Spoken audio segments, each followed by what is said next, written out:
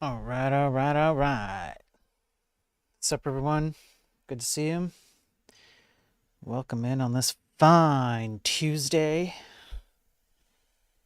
We're going to get into the news. Then we're going to talk about technocracy.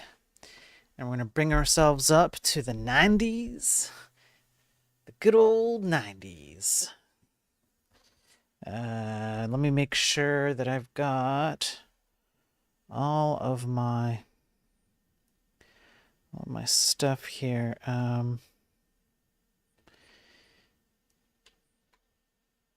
Okay, over here. Let me.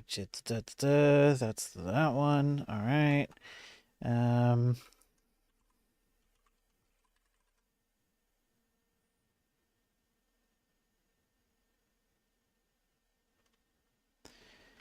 Over here. Anyway, yeah, here we go. I'm good now. Yeah. So welcome in, everyone. Hope you're all doing well. And man,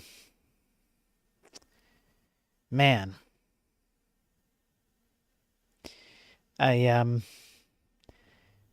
I gotta put this over here. I've got stuff. I've got stuff to go over.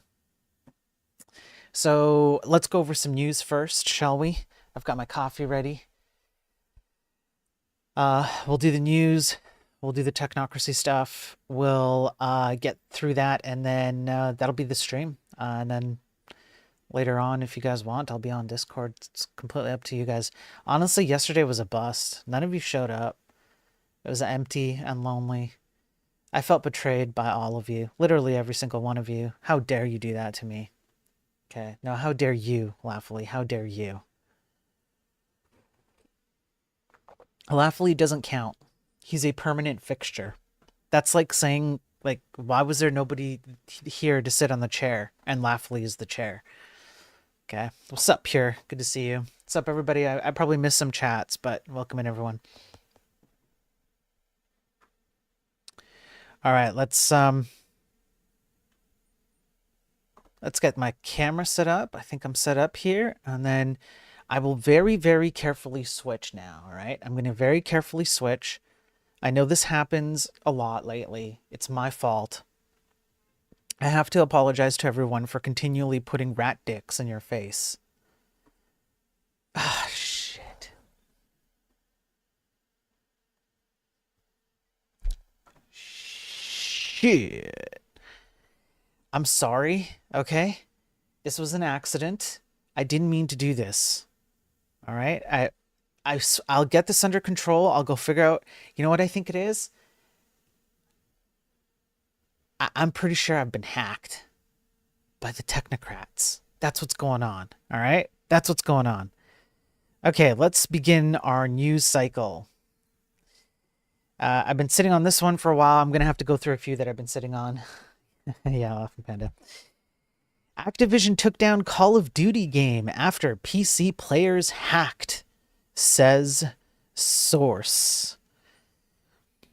Apparently, there is a flaw in a specific PC version of the game. And as players were playing the game, well, Call of Duty called on the duty of hackers to hack the systems. And so they did. And there was a post on X. And people were complaining, obviously. So they did patch it, fortunately. But it was a remote code execution exploit. How this happened, I'm not entirely sure, to be honest with you. I couldn't find any further information. Maybe I didn't look in the right place. But I'm actually surprised this doesn't happen more with games, because the way the games are made these days, generally speaking, is so stupid. I can't believe that this doesn't happen on a consistent basis. Now, as it turns out, though, it's not the first time for Activision. So in November 2024, A hacker found a flaw in Call of Duty's anti-cheat system that allowed them to ban thousands of legitimate gamers. Earlier in the year, the company investigated a hacking campaign targeting players with InfoStealer malware, a type of malicious software designed to steal a victim's password. In 2023, hackers used a self-spreading malware, a computer worm, to hack Call of Duty Modern Warfare players thanks to an unpatched, years-old bug in the game. So, there you go. I guess be careful what you play and how you play it and how you build your games and who you buy it from. You gotta be careful out there. It's dangerous. Everything is working against you. If something can be hacked, so it shall be. We have this one. Iranian hacktivists target Iran's only independent news outlet and threaten London journalists. The concept here is that the war with Iran isn't really over. What's happened is that Iranian hacktivists are popping up all over the place, and they have been at least over the last month. And I'm behind. This is from, I believe, the 8th, the 9th. And what they're doing is they're even attacking pro or anti-Tehran groups, right? And and journalists. So here, Handala has singled out at least one UK journalist, threatening to release personal images if he does not stay silent, and says it plans to target female staffers on Wednesday. I don't think that actually happened, based on what I could find, but they're going ham. Like they really want to make this, they want to make a statement here, and they're hacking places like obviously Israel. They're hacking U.S. infrastructure. Some of these hacktivist groups have threatened to leak Trump emails, which the Trump team has denied as just a smear campaign, stuff like that. So this has been happening, for over at least the course of a month. However, a lot of these hacktivist groups have actually been surprisingly around for several years in Iran. I think there's one called Pay2 something. They're like a firmware or like a ransomware group, and they've been around for like over 5 years. They went dormant for a while, and I guess the war over there triggered them to pop up again and start hacking all over the place.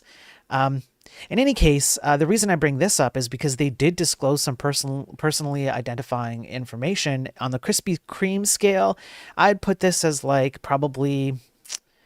I probably put this as a 5 or 6 out of 10, maybe a little bit higher, because if you look at what they released here, confidential internal and external communications, and these are journalists, by the way, personal and security details of staff members, identities and contact logs of media liaisons, bank records, financial contracts and transaction history, personal data, editorial content archives, and coordination with foreign services. So maybe actually more like a 7 or 8. The reason why, I mean, I don't know. It's hard to say, right? But there's a decent chance that what you get out of journalist information like this is connections, and you figure out who's connected to who and who's saying what to who, and how that might impact like war efforts and further efforts between politicians, the peace agreements, things like this, right? So it's possible that this could be far more. It could be way worse than Krispy Kreme. It could be like if Krispy Kreme actually didn't taste good, although it does taste good. Okay, at least up here in Canada, because we have the real stuff. We don't have the fake stuff, and it didn't taste good, and you were forced to eat it day after day for like years on end. That could be how bad this is, but I don't know. In any case, they are also throwing a little bit of a hissy fit. They keep getting their stuff shut down, like on Telegram, and they constantly go, "Hey, stop it, or we're going to release more information." And you can see some of their hacks, you can see some of their communications, you can see some of the journalists that they've gone after, and so on and so forth, right? And some of the news, this is just a picture of the news agency that they've attacked. So as much as the war over there, such as it is, maybe lessened, decreased, maybe even on hold temporarily, whatever you want to look at, however you want to look at it, um, it's never really over, is it? There's always a group that constantly holds on and continues to have their way. Okay, M&S. I'm telling you, ever since the Queen died, things have been going downhill in the UK. Fish and chips don't taste as good. All right, security hacks all over the place. A few weeks ago, we went over how M&S, Harrods, and Co-op were affected by a hack of some kind. And there were little hints and articles popped up that we covered that insinuated that maybe it was a third party vendor of one of these systems. But as you can see on the title, it turns out that at least for M&S, it is not the case. It was a social engineering hack, and they themselves provided details as to what it was. Essentially, someone just managed to pretend to impersonate one of the 50,000 people working with the company to trick a third-party entity into resetting an employee's password. So this isn't exactly like ha ha ha npm install or abscond your responsibilities to a third party and it failed. Not quite, but it is a little bit, right? In any case, that's what happened. This is from M&S themselves. They do not provide any further details beyond that. The IT outsourcing company Tata Consultancy Services began investigating whether it was inadvertently involved in the attack on M&S, and indeed they were tricked. So kind of in a way, this is like, stop handing over your responsibility to third parties kind of a thing. Like, but, it's social engineering, right? It's not like they left a database of information out in public. By the way, speaking of which, I might as well just cover this. Let me just jump over here. Let's just cover it. Do I have it open here? Speaking of that, let me see if I can go over here. Do I have it?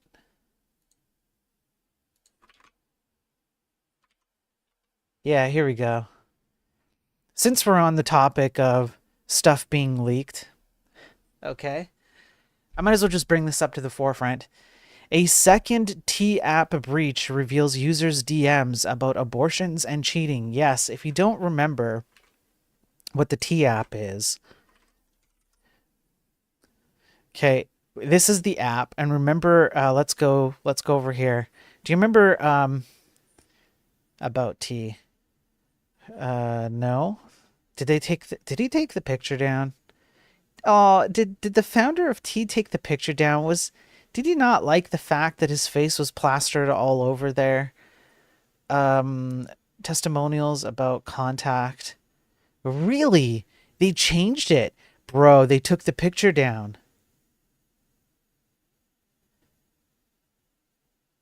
Yeah, they took a picture down. He doesn't like his picture up there. In any case, this is it. And so this is supposedly a man who watched his mother go through horrific toxic masculinity during her dating experience, created an app to allow women to do things like background checks and doxing and rating and, horror stories about men they've dated, etc., etc. The idea that you could only be a woman was enforced via ID verification. You would upload your ID to this app. As it so turns out, the ID was stored and maintained such that it was not deleted, although they said it was going to be deleted after the fact, and it wasn't. And what's more, it was stored on a public bucket with no security, no passwords. And now there's a second hack. There is I can't zoom in properly on this. I'm sorry, folks. There is a second database which exposed over 1 million sensitive user messages, including discussions about abortions, infidelity, and shared contact info.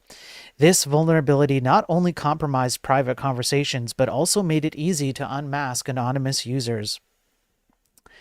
So the hits just keep on coming for T. You know what? Maybe T is based in the UK. I think maybe T is based in the UK, because considering how the UK is just getting hit after, one after the other, I think maybe the T app here is based in the UK. They're just pretending to be in Silicon Valley, but they're not. In any case, it's got things like social media handles, phone numbers, real names, etc. They also frequently have damning accusations against people who are also named in private messages, and in some cases are easy to identify.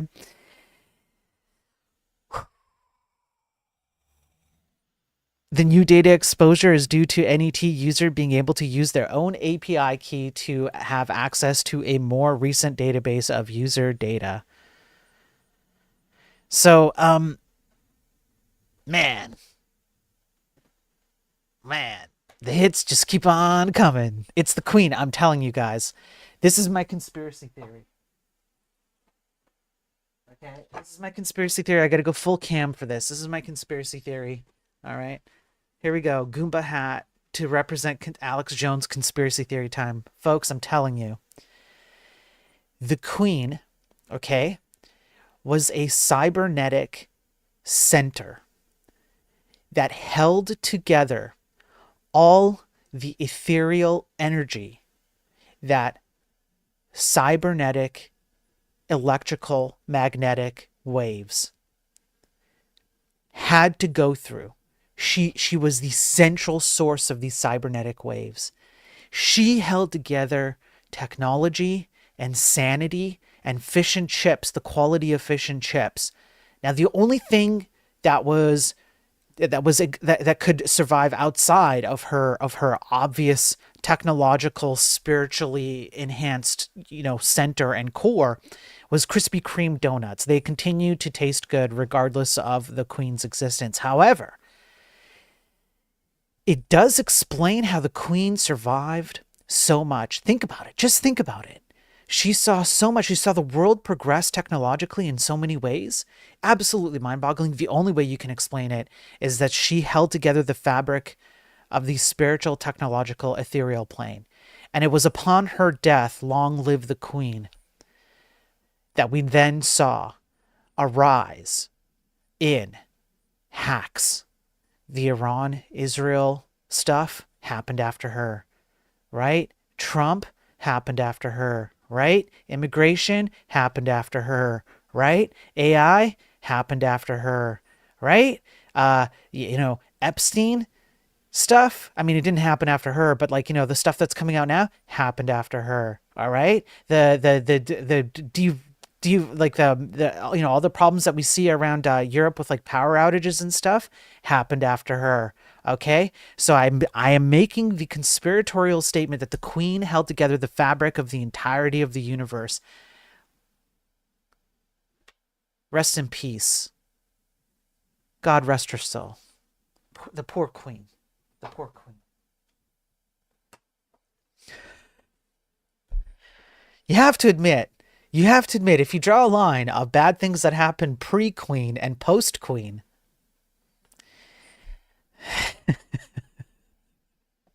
I'm so stupid sometimes. I don't know why you guys watch me. All right. We'll get through a few more news items here. Be careful where you click in Google search. It could be damaging malware.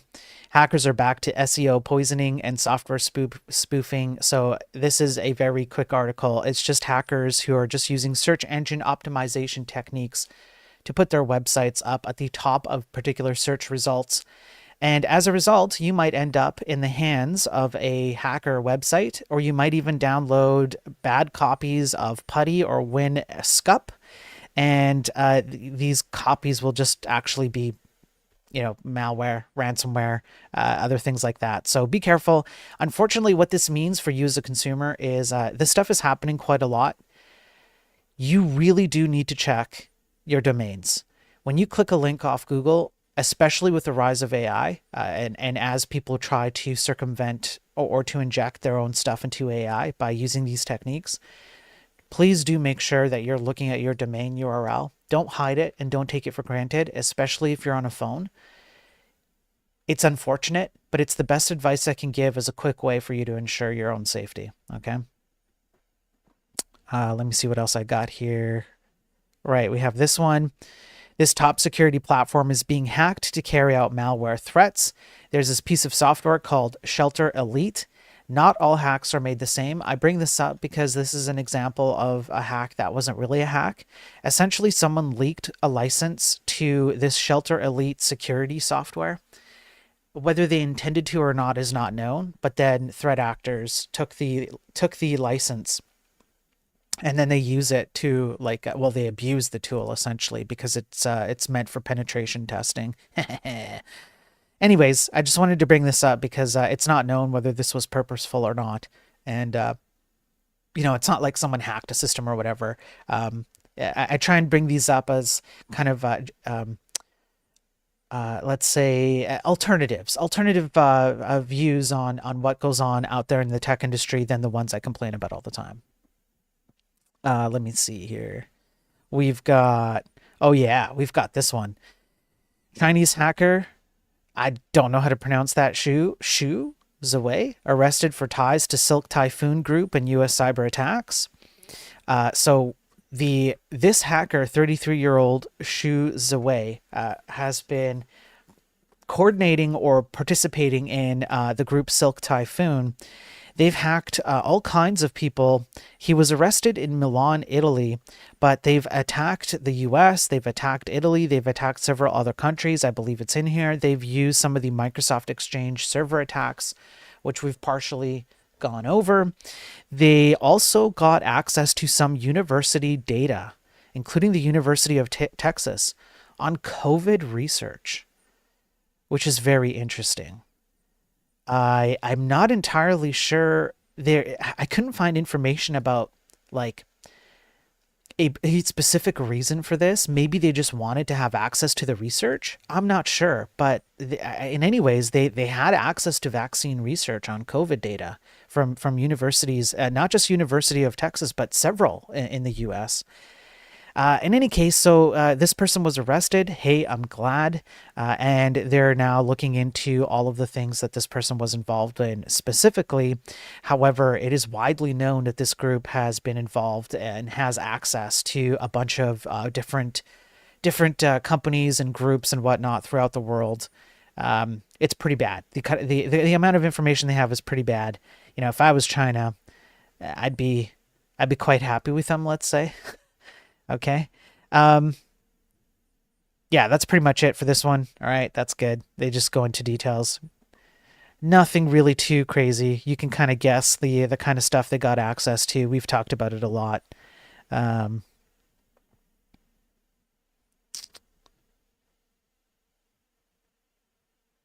oh, that's the second one. Why do I have a second one on this?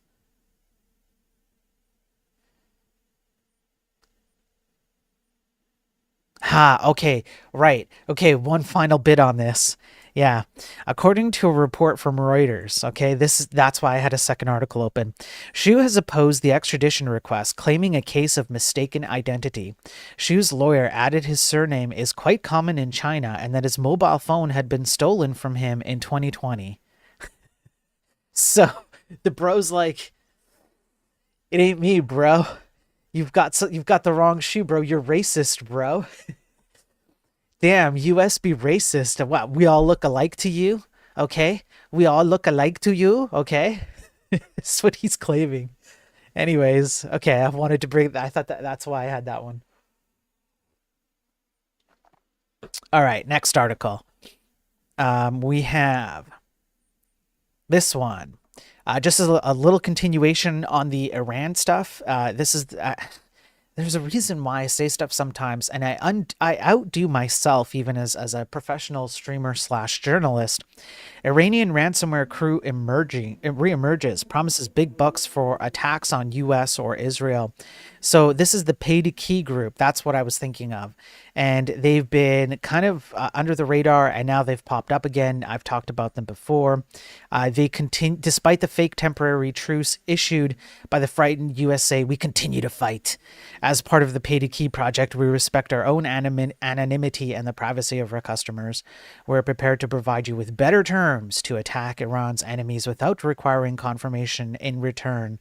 So they're just essentially calling out and saying, hey, if you want to participate in these hacking activities against Iran's enemies, you don't even need to tell us who you are. Just participate, very low confirmation metrics, if any, and we'll pay you dollars for it. Yeah, so that's good, right? This is the problem with cybersecurity stuff. Uh, if you're not paying attention to what I'm saying, please pay attention. The never ending wars have shifted. Their battlefield has shifted. if you recall in the like late 90s, early 2000s, the left, well, leftist or more progressive people, I remember this. I felt this way myself as a young kid. Uh, we we were seeing never-ending wars play out before us across the world. Vietnam was constantly pointed to at the time, and it's still something that gets constantly brought up. Although the kind of things have shifted politically and ideologically, but it's still an issue. However, it shifted even more now, where the never-ending wars are not playing out inside of actual battlegrounds, like physical battlegrounds, war-torn countries and whatnot, although they still are. But the never-ending wars continue now in cyberspace because the amount of power that people can wield in cyberspace and with technology is so immense and destructive that they know that that's the ultimate place. And it's even worse because as opposed to having boots on the ground, so to speak, and physical tanks and weaponry and things like that, where people can go and they can point to something and say, haha, you're still carrying out war here, you can't trick me, pictures and witnesses and all of that. The wars that continue to take place between countries in cyberspace with technology are far more hidden. It's far more difficult to see how those play out. And countries can also take a step back and go, hey man, a group like Pay to Key here. So if I go, let me, yeah, yeah, here, a group like Pay to Key here, right? Iran gets to step back and go, hey, that's not us, bro. It's not us. It's just a group of people. They happen to be patriotic, but we haven't backed them, right?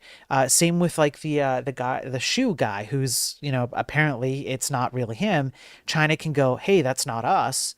What Ukraine does this, Russia does this, America does this, Iran does this. They all do this. Israel does this. It's not us, bro. It's just a group of overzealous patriotic people. That's all it is. And so you can continue carrying out a war that is, in some ways, as destructive as a real war out in cyberspace. This is the field that programmers like you and I, if you're a programmer out there, are involved in. That's the field. And it comes with the risk of getting yourself involved in ideologies and other types of battlegrounds that you don't really think about when you're building, whatever website you're building for cat pictures or for stock prices, or you're, working on some like graphics processing stuff, or you're building a video game. You don't think about these things, but these things are very real and they've been playing out for a long time. So I just wanted to bring that out because the Iran stuff made me think of it. All right, now C-suite sours on AI despite rising investment, survey finds. A CODIS report suggests people skills may be helpful to bring out the best in AI. The let's see, CODIS, here we go. So this was a study conducted by consultancy CODIS. They analyzed responses from 500 global chief technology officers among a broader set of 2,000 global executives, who then ask them about like what they feel about AI. Corporate confidence in AI dropped 11 percentage points in the past year, 58% in 2025, which is down from 69% in 2024. CEOs who are very confident in their AI implementation strategy, 82% in 2024. 49% in 2025. CTOs were pretty confident, 82% in 2024, 62% in 2025. They have been disappointed by the outcomes from previous attempts at digital or AI initiatives, delays or failures in implementation, as well as concerns about scalability. Security is also a concern. I believe it is brought up here. COOs also have had their confidence adjusted, except that they have increased. They've risen from 53% to 63% for HR bosses. 54 to 58 for COOs. However, the rise is not as substantial as the dramatic drops. We're talking like 20% or more on, depending on certain executive level. So you can see there's kind of like a mixed bag of people However, if you sum up the kind of like the average of drops against the average of increases, the drops far outweigh at an executive level the increases. So people are starting to unfortunately pay the price for their FOMO, ship it bro mentality. And I think we're only going to see this more and more. I shall be monitoring the situation. All right. Okay, we have Perplexity. Perplexity just launched an AI browser called Comet. Do not use this. Don't. The reason why is if I go Perplexity CEO browser tracking data. Yeah, this one. We've covered this one. Earlier in the year, we covered this in April. Perplexity's CEO says its browsers will track everything users do online to sell hyper personalized ads.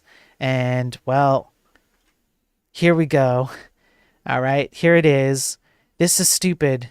Just don't. You have to pay a $200 a month Perplexity Max plan to use it. Like, like what?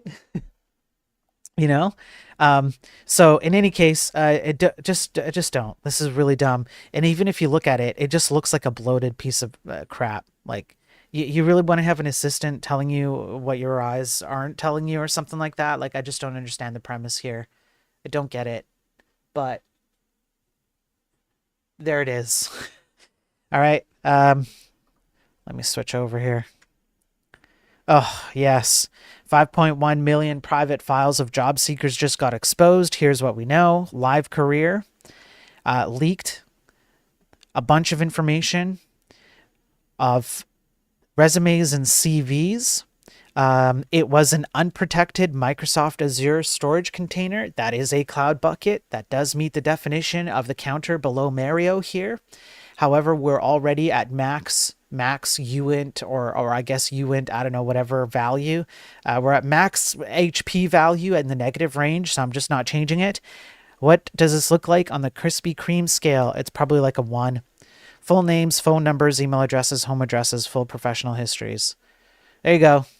Be careful out there, all right? Please be careful out there. Yeah, not you, it's me. How you doing? Just assume all your resumes are publicly exposed anyways. We have Bitcoin. Bitcoin Depot breach exposes data of nearly 27,000 Bit or crypto users. Bitcoin Depot, an operator of Bitcoin ATMs, is notifying customers of a data breach which had their sensitive information exposed, and no details. None. No details at all. There, none at all. Krispy Kreme scale, probably like a 2-ish. Full name, phone number, driver's license number, address, date of birth, email address. Not too bad. I don't know if Bitcoin ATMs were hacked. I don't know. That'd be kind of, I mean, if you're the hacker, that'd be kind of dope, right? Because you could do all kinds of cool stuff. But in any case, please be careful. Please be careful out there. All right. Again, especially with Bitcoin. We're going to talk about Bitcoin today, by the way, as I finish up these articles. We're going to get into Bitcoin and its what it has to do with technocracy. I only have a few more. I just want to bring this up because this is going to be important as we get into the technocracy movement in modernity, so 2010s onward. Trump joins tech leaders to boost U.S. AI push, and as part of the big bill, there was a huge push to kind of remove certain restrictions from AI. I believe including the removing wokeness out of it or something like that. I will cover it. I will cover it. But in any case, he is cozying up to AI leaders. And even though there's a bunch of issues with these AI systems, including the energy that they are using, and the fact that the United States itself currently does not have an energy grid that is capable of managing the amount of energy that's required to operate all the AI centers that they have, they're still pushing forward full speed ahead. And Trump is, well, he's leading the charge right now. So I wanted to bring that up. I want to have that on record for the future. We will be referencing this again as we move forward. Now, Are we ready for technocracy? Who's ready for technocracy? Who's ready for the technocracy movements in the 80s and the 90s? Let me take a moment here and we'll cover that.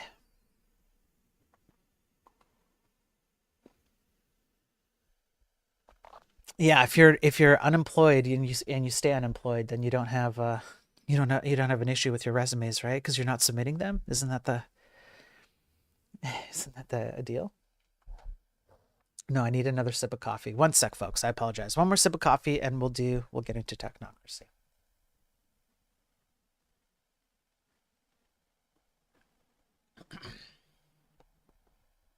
All right, let's get ready to rumble.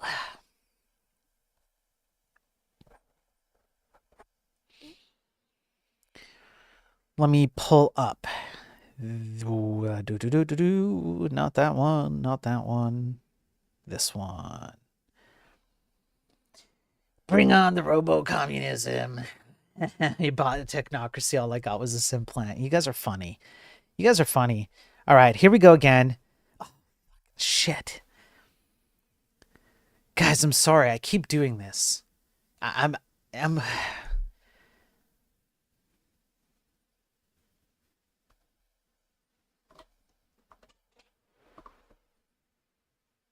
this is what I do to you guys every time I bring this picture up. And I apologize. But here it is again. Okay, rat dick and balls in your faces, right? Right into your eyeballs. AI generated, by the way. It's not real, so it doesn't count, right?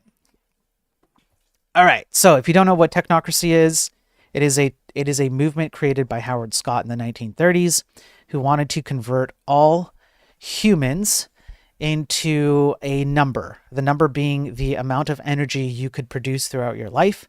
And then they would give you $20,000 a year in 1930s money. I mean, you're basically like living in a mansion, but they would give you $20,000 a year for life as per your quantifiable energy production as a human being. These energy bucks would be essentially, I don't know, signed or authorized so that they are only yours. Your family, children can't inherit them. Nobody else can use them. How they got to that point, nobody knows. However, with Bitcoin, we kind of see exactly how that would play out. And so in any case, the idea was that there would be a bloodless revolution. You wouldn't need politicians or bureaucracy or governmental systems. It would all be controlled by scientists and mathematicians who excelled and were academically credentialed, top of their field. They would receive an influx of information based on technical capabilities and outputs, and they would make calculations and decisions that would benefit mankind. And so here you can see, let me just see if I can zoom in here. Yeah, there we go. You can see here that you have a robot handing out energy bucks, and you would just go use that to procure materials that you needed. And so the concept here was that like nobody would need to steal anymore, because why would anybody steal energy bucks that they can't use? Nobody would need to worry about work. You would be placed in whatever is appropriate for your condition. They have a study course. The concept being that the scientific method, according to them, clearly indicates that humans are no different than machines or animals. It's just electrical inputs and outputs. And so based on that, the technocratic movement started to grow and spawn in different ways.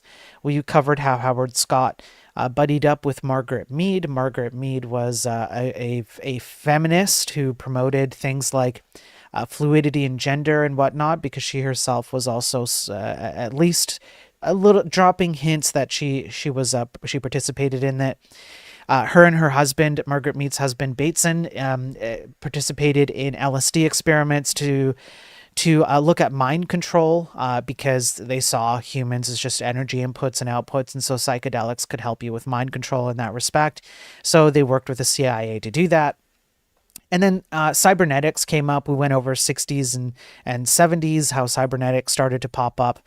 And As a result of these kinds of ideas, we then started to see cyborgs and the merging of man and machine. We talked about transhumanism. We talked about Brave New World. We talked about Huxley. We talked about continual experiments on data as data became more accessible and started to be transmitted faster and faster.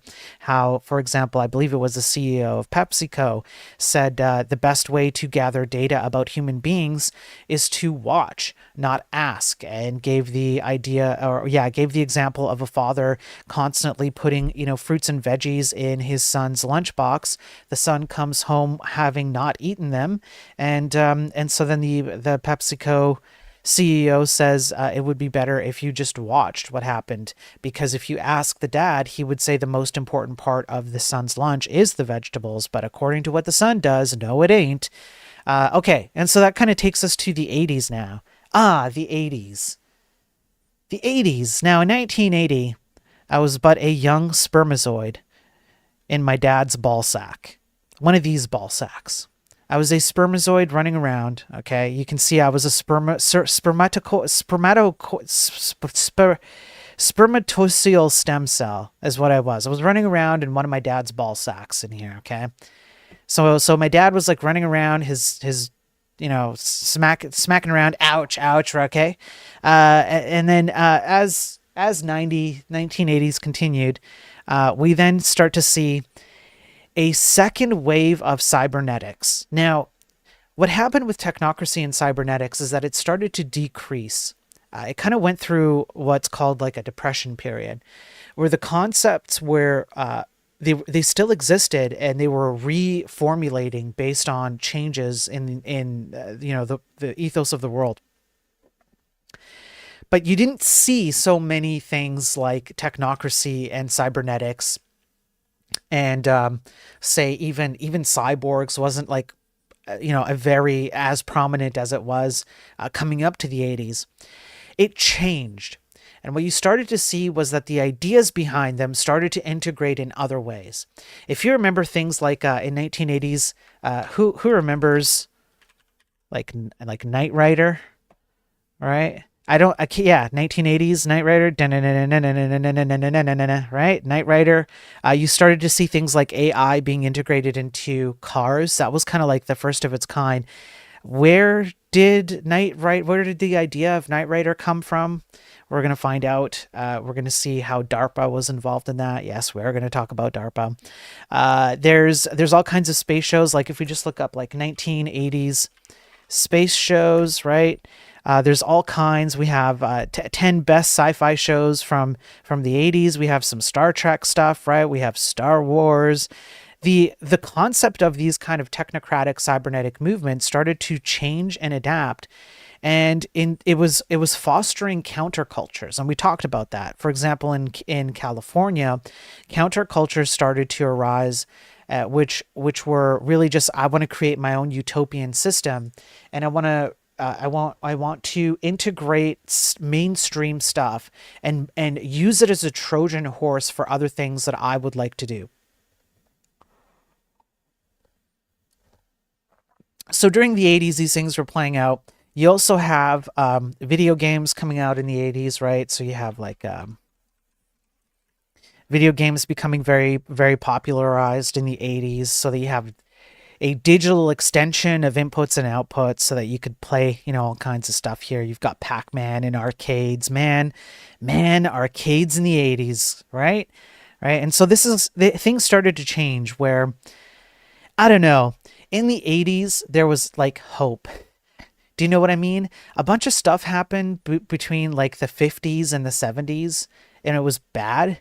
And in the 80s, things started to change, and you kind of started to see a lot of this technological stuff change into something where it's like, man, the future is starting to look kind of bright. And the reason why the future was looking bright was because under the covers of what was going on in the 80s, things were a brewing. All right, things were a brewing, and we're going to talk about the 90s too. But let's we'll go into that. So we begin with something called the L5 Society. It was founded in 1975 by a group of people.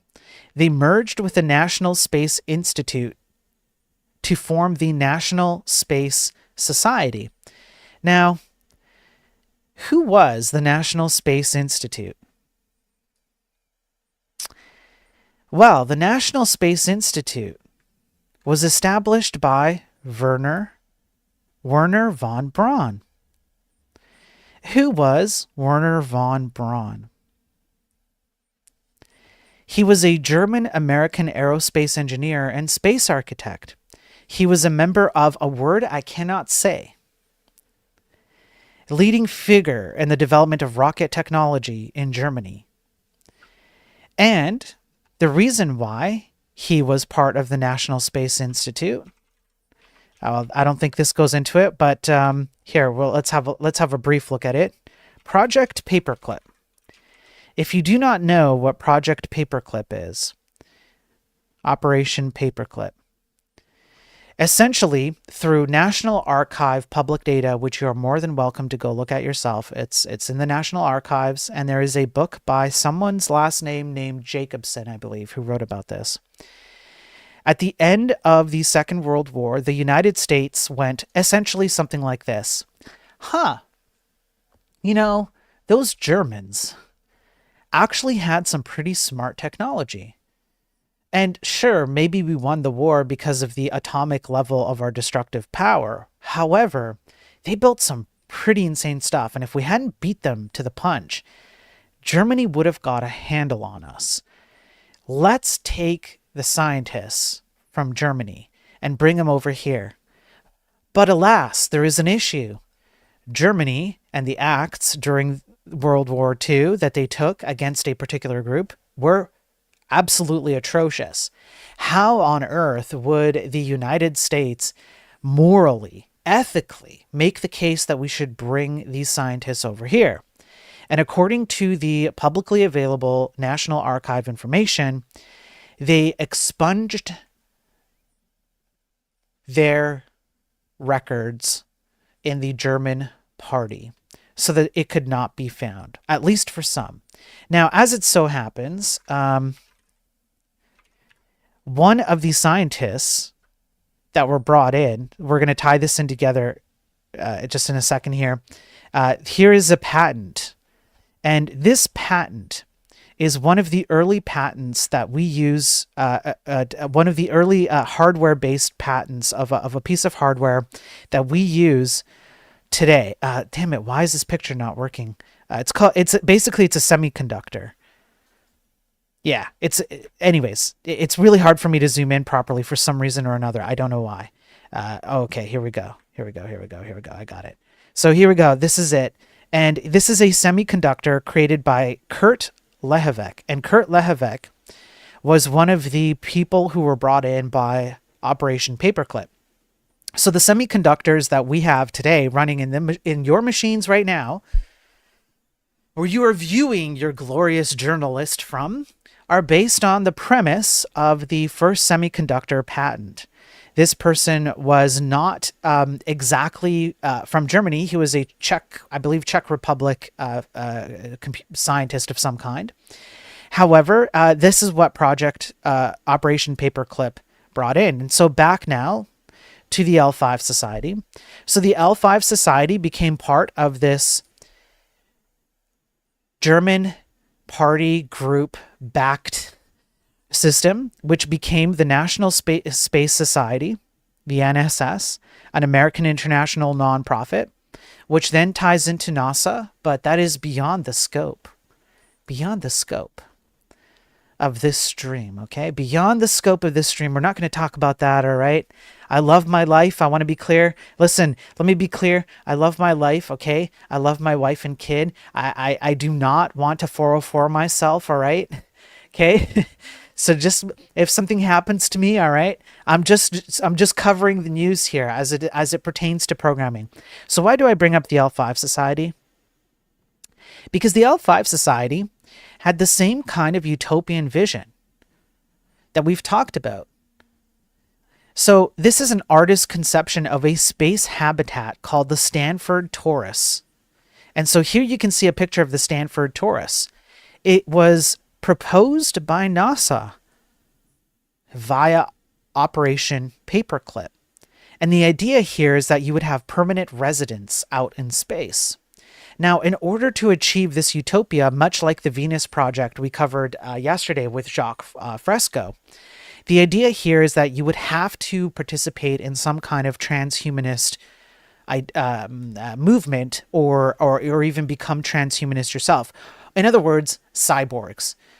So if we go down here, what we lead to is let me just see if I can find the right link. Okay. The L5 Society failed to achieve the goal of human settlements in space. It did serve, though, as a focal point for many of the people who later became known in fields such as, NASA, rocketry, etc., but also nanotechnology, memetics, extropianism, cryonics, long-term freezing, transhumanism, artificial intelligence, and tether propulsion. One of these persons was K. Eric Drexler. Now, we're not going to get into Drexler. That's kind of a different line. I have to do a little bit of research into him, but Drexler is a very familiar name that you'll probably recognize if I bring him up. But in any case, let's jump into Hans Moravec. Now, let me see if I have, not that one. Here we go. Hans Moravec. He was born in Austria in 1948. He is a computer scientist, or was a computer scientist. He was a faculty member at the Robotics Institute of Carnegie Mellon University in Pittsburgh, USA. He is known for his works on robotics, artificial intelligence, and the impacts of technology. He was also a futurist, focusing on transhumanism. He developed techniques in computer vision for determining the region of interest in a scene. And so as part of his work in the AI space, for example, he earned a PhD in computer science from Stanford in 1980 for a TV-equipped robot, which was remotely controlled by a large computer, the Stanford cart. The robot was able to negotiate cluttered obstacle courses. So here again, we see from the results of Operation Paperclip and the emerging of it with, German technology mixed in with, American academic criterion and funding. We have the advancement of AI now, where robots are not just beginning but continuing to be made. Another achievement in robotics was the discovery of new approaches for robot spatial representation, such as 3D occupancy grid. He also developed the idea of bush robots, a hypothetical machine whose body branches in a fractal way into trillions of nanoscale figures to achieve very high dexterity and reconfigurability. Now, let's have a look at this. So this is part of the kind of like the precursor to nanotechnology. And as it turns out, he presented a report to NASA in 1999, who projected that development of the necessary technology will take half a century. So you can now see that there is actually a massive integration of these kinds of technologies, their background and history, the idea of having a technocratic future, their goals towards that, and the integration of things like NASA with them. NASA. Damn it. I'm doing some kind of weird Canadian pronunciation of NASA. NASA.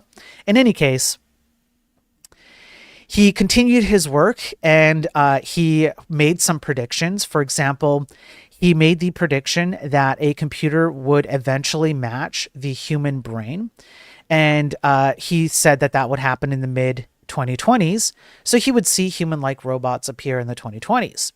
He talked about mind children. He had a book called Mind Children, and he used Moore's law to predict artificial life.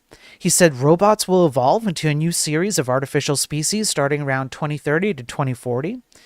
And he spread that idea around in the scientific community as he continued talking about nanotechnology. He was kind of, again, like I said, a precursor to it.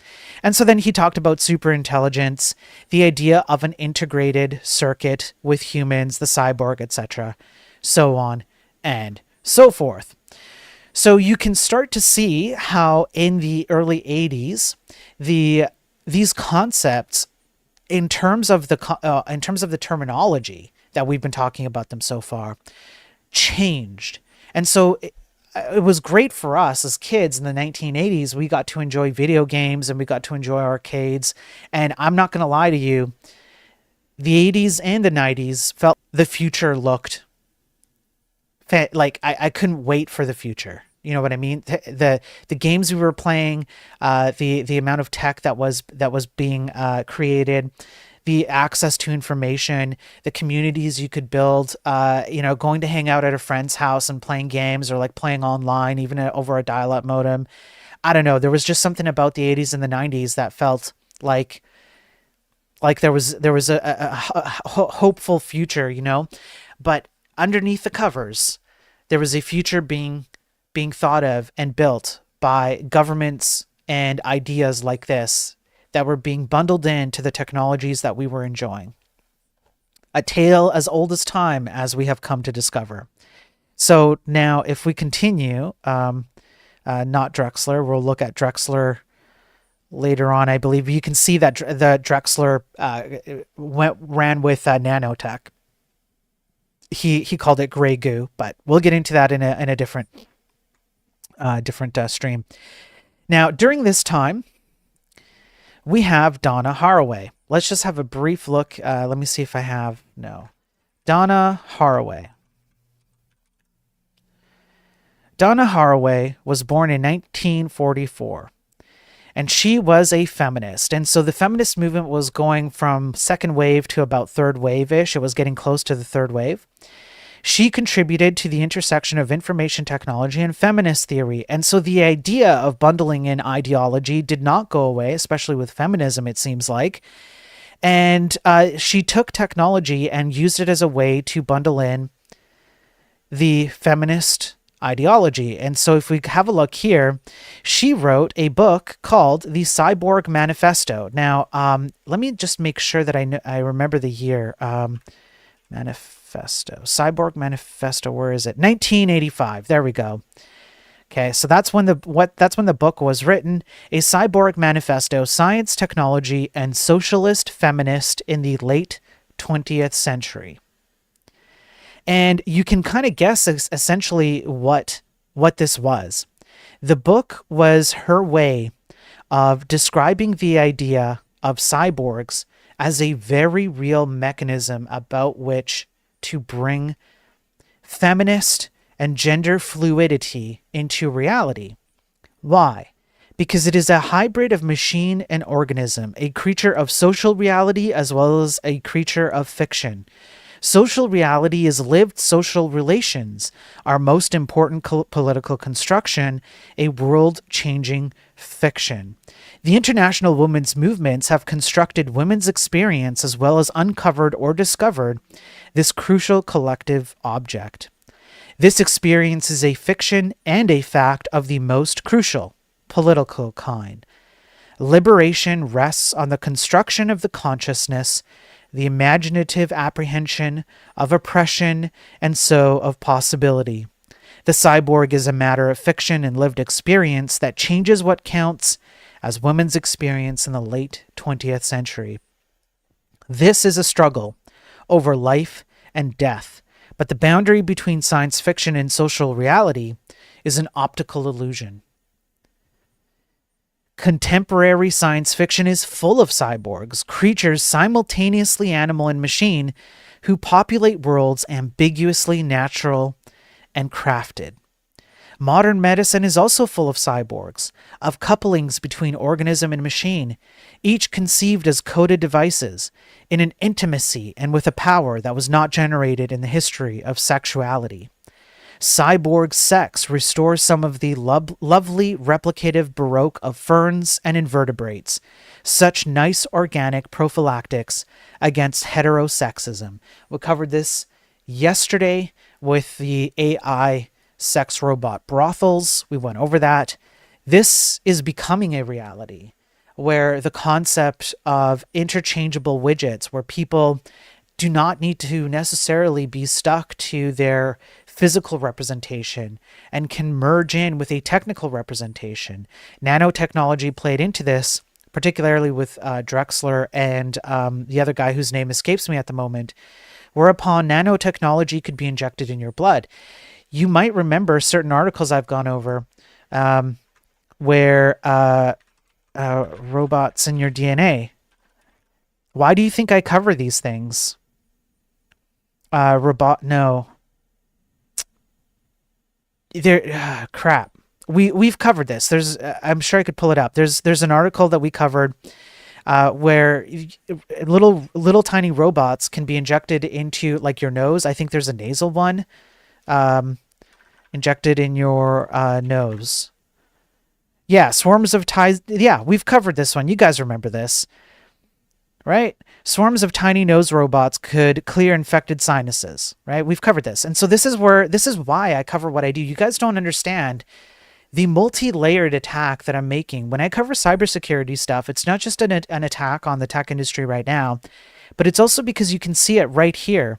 Even before I was born, these concepts of using technology to infiltrate people's minds and physical bodies and implement ideological rules and structures over you, they've existed since the early 30s. They've existed. The AI is nothing new. Robots are nothing new. Programming is really nothing new. We'll get into the history of programming, but that is a different line, a different train that requires its own stream to go over. But you can see right here that we have this feminist Donna, who is using exactly the cybernetic technocratic movement to go, hey, we need people who are smart. We need to integrate socially constructed ideologies into cyborgs, like infecting or injecting your nose with robots to clear sinuses, and she uses that as a means to spread her ideology. And so, while the 80s in particular and the 90s were good times for a lot of us, this was what was brewing underneath. And she even describes it as a war. Let me see here. Yeah, here. The relation between organism and machine has been a border war. The stakes in the border war have been territories of production, reproduction, and imagination. This chapter is an augment for pleasure and the confusion of boundaries, and for responsibility in their construction.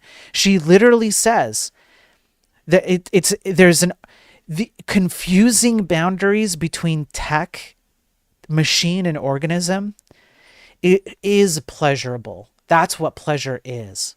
They lean into the confusion. She literally says that. And that there is a responsibility to create or to tear down this border between machine and organism. Because ultimately, it comes out to, well, now you no longer have to submit to a patriarchal or naturalistic physical representation of your biology. You no longer have to think about man and woman. Sexual activities can expand. They can become more dynamic because now you can have the AI sex robot brothels, AI integrated into you, nanotech integrated into you, machine integrated into you. You still get to keep certain portions of your physiology in a organic way. But now imagine the kind of sex you can have. Imagine the kind of pleasure you can have. You can have sex with whomever you want. You don't have to be male or female. All of this, all of the issues around what's the word? I can't remember the word. Reproduction.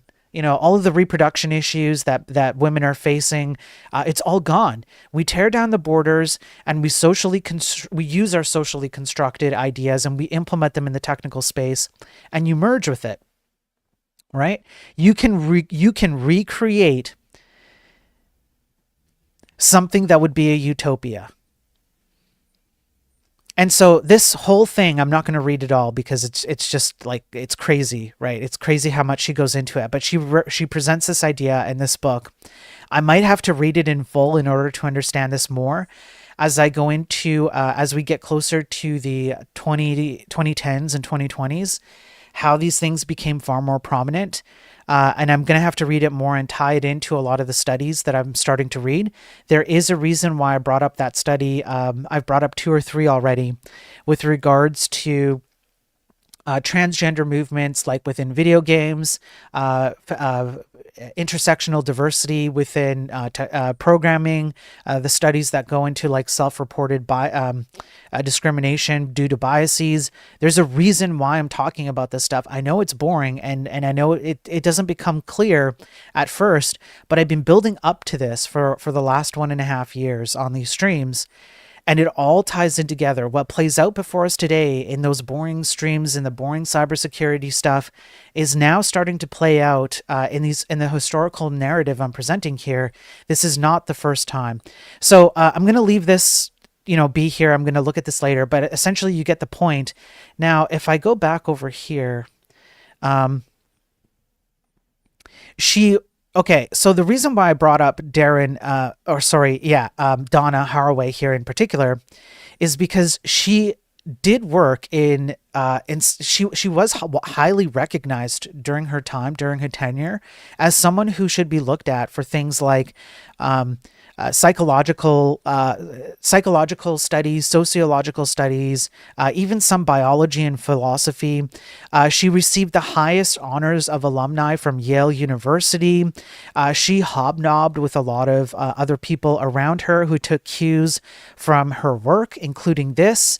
And so you can see how these kinds of ideas would spread. If you have somebody like this who believes this and wants to spread it, wants to, use technocratic structures to promote her view on the world, you can see how those ideas would kind of like seep into other aspects of the scientific community, the technical community, so on and so forth, and other people who respect her work would pick it up. So that's what's happening around the 80s.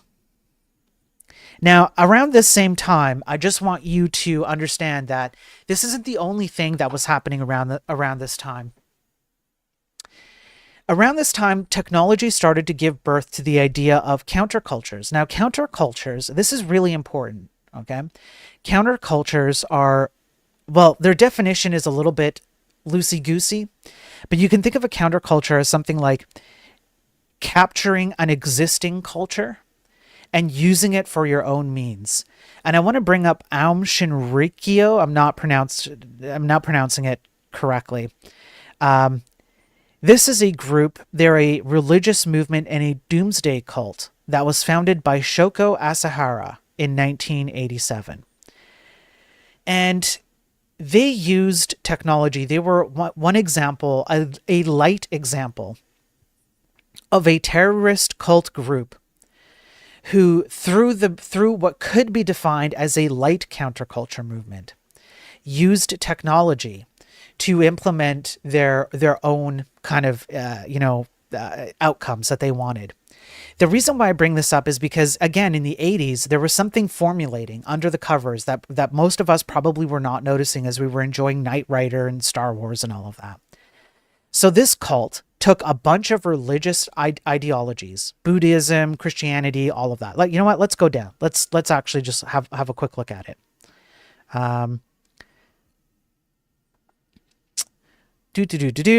Okay, how about this? Let's just read it a bit because I want you. This is super critical. I know it seems like, what the hell are you talking about? What does this have to do with anything? I promise you, like almost everything I do, I plan ahead. The last 1.5 years of all of this information where it's been boring and we've struggled through crap, it's all been planning ahead to this kind of stuff. So I promise you this will play in later. As a matter of fact, I will give you a little tidbit of it at the end. So although Aum, which is the cult party here, was from the beginning considered controversial in Japan, it was not initially associated with serious crimes. It was during this period, that Asahara became obsessed with biblical prophecies. Aum's, I'm sorry if I'm pronouncing it wrong. Public relations activities included publishing comics and animated cartoons that attempted to tie its religious ideas to popular anime and manga themes, including space missions, powerful weapons, world conspiracies, and the quest for ultimate truth. And we now see one of the most important things that play out today. I want you to picture for a second, just try in your mind's eye to picture kind of like a straight line landscape of, let's say, with the 30s forward, where the concept of humans as digital inputs and outputs becomes a prominent factor. And people who view you, whoever's doing the following, I appreciate it. Thank you. Thank you, everybody. People view you as digital inputs and outputs. And when they look at you that way, what they see is, hey, if we can control the inputs and outputs that you put before you, for example, if we can control what you see, right? We can impact your brain. We can manipulate you, etc. And like the PepsiCo CEO said, let me see if I can go back to the right place here. Yeah. As the PepsiCo person said, you can watch what people do as opposed to ask them what people do. And if you watch what people do, they behave differently. And then you can use that to, advertise. What is advertising? It is a digital form of infecting your eyeballs with, inputs, right? And so there's this concept that has been built up, which is like the mainstream media. Social movements are downwind of media, kind of a thing, right? And so if you control the mainstream media, what you can do is you can influence society because they inject all of those electrical inputs and outputs. When you play the video game, when you watch a show, when you watch me on screen, that's all infecting your inputs and outputs. And I'm going to take a pause here for a moment, and I just want to really, really stress this. Please, please, I beg of you, I do not want to grow up in a world where people no longer use their brains and they just go with the flow with whatever comes their way and whatever makes sense to them. Please use your brain. I can't, I'm actually begging. Please exercise your brain. Critically think about things. Ask why, ask how, ask when. If a high school dropout like me, I'm dumb. I do not have any formal education. I didn't even finish high school. If I can piece this stuff together and read novel after novel after novel, week after week, dense papers, academic, scientific, programmatic, etc., I am begging you to please, you guys are, most of you, okay, not all of you, I'm smarter than some of you at least, okay? Let's be real here, all right? But most of you are probably smarter than me. Please use your brain. Okay, now having said that, after I'm actually begging you to do that because it's extremely important, you can see how this cult group, realized that there is something to be said about creating, the stuff that we enjoyed and currently enjoy with anime, mangas, etc. And so they use that to promote their view of how they viewed the world. Now, as it so happens, they were also kind of influenced by Isaac Asimov. In Isaac Asimov's science fiction Foundation trilogy, there was a reference to depicting an elite group of spiritually evolved scientists forced to go underground during an age of barbarism to prepare themselves for the moment when they will emerge to rebuild civilization. Lifton posited that Ahm's publications used Christian and Buddhist ideas to impress what he considered to be the more shrewd and educated Japanese, who were not attracted to boring, purely traditional sermons. And now you have kind of the premise of what a counterculture could look like, insofar as they can adopt other things that do move stuff forward. They see it as like, hey, this actually works out in society. Therefore, let's co-opt it, essentially, and use it to promote our ideas. And so unfortunately what happened is because they saw the future as this kind of like scientific, technical dystopia, they decided to carry out terror attacks. I won't get into them. I don't think it's really that important to get into, what it is. I don't want to give them much more attention than I want to. However, note that they use technology to their advantage. They began to use wiretapping to get NTT, which is a Japanese telecommunications company, uniforms and equipment, and created a manual for wiretapping. And if we look at this, This is a Wired article that goes over it, and they absolutely did. Sure, whatever, Wired. I'm not gonna, but yeah, they used technology and they used mainstream like culture and media and whatnot to promote their ideas. So this is important. It seems like it's kind of like a little bit tangential. I promise you, it's not.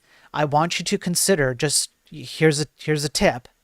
I want you to consider what kind of movements might exist today that would be considered counterculture movements, co-opting the same kinds of techniques just in whatever is appropriate for our time and utilizing technology to get the outcomes that they want. All right. So let's carry on.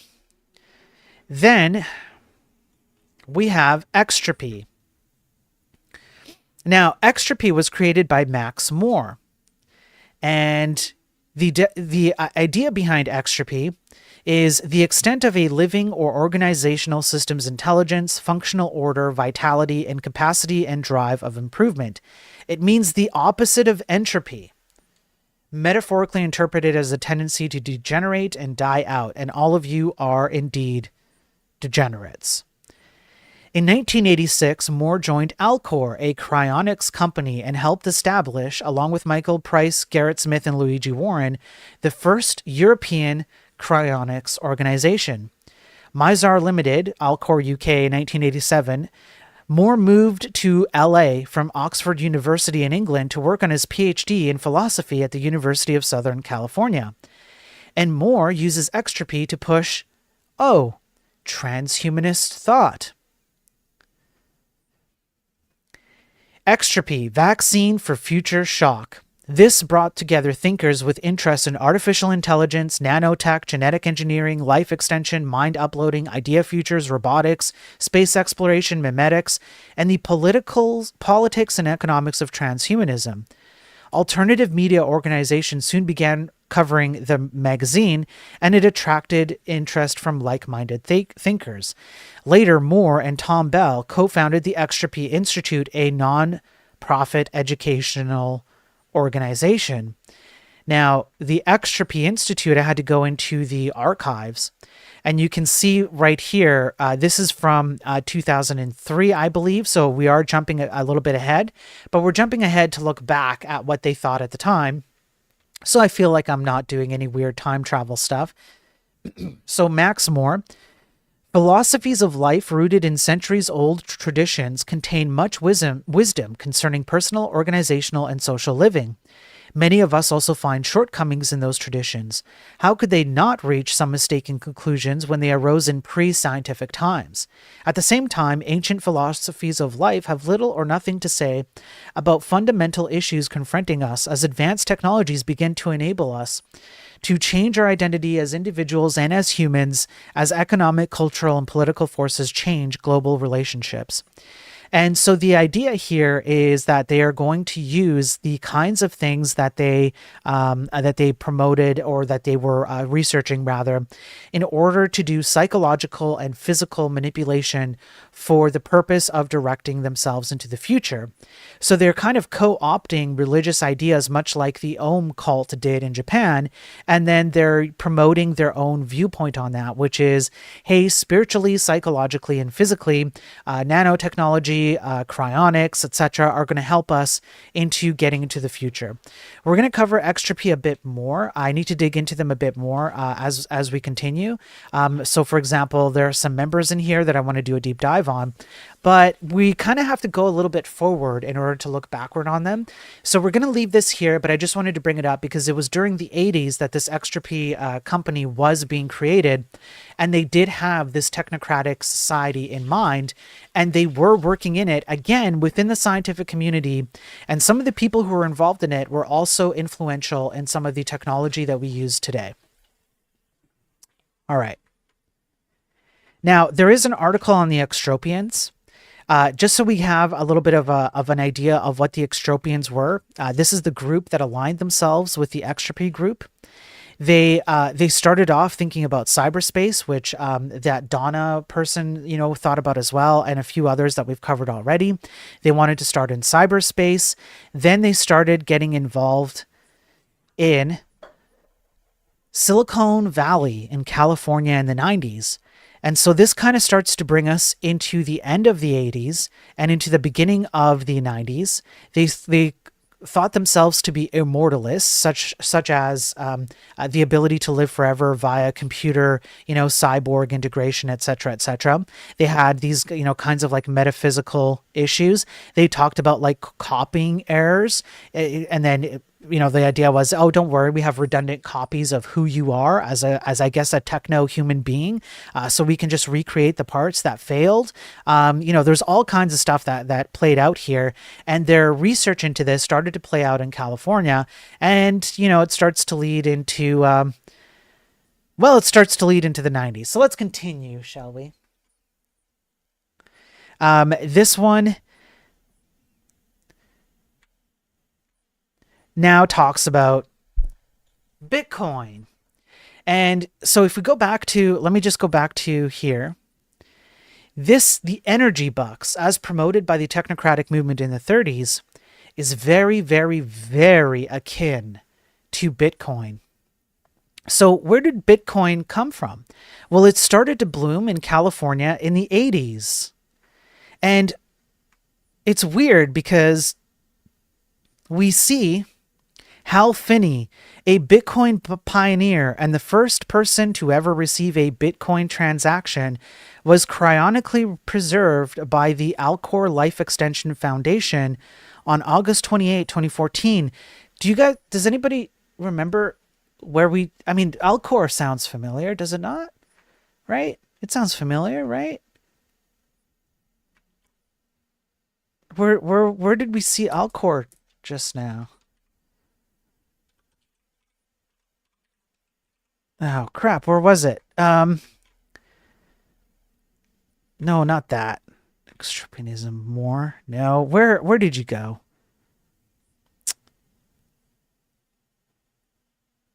Let me go here. Maybe it was this one. Here we go. Oh, look at this. Max Moore, the guy behind extropianism. Guess what? The president and CEO of the Alcor Life Extension Foundation between 2010 and 2020. Are we starting to see the convergence of all the shit I've been talking about for years now? Starting to come together. How it's starting to play out. And where it's starting to centralize. And where these people are informed from. And how we all, fortunately or unfortunately, participate in this system as we build websites and software and all of that. Let's continue. So out of this extropianism, we get Bitcoin, right? So Hal Finney, used Alcor to cryonically store himself, and Extropy loves it, right?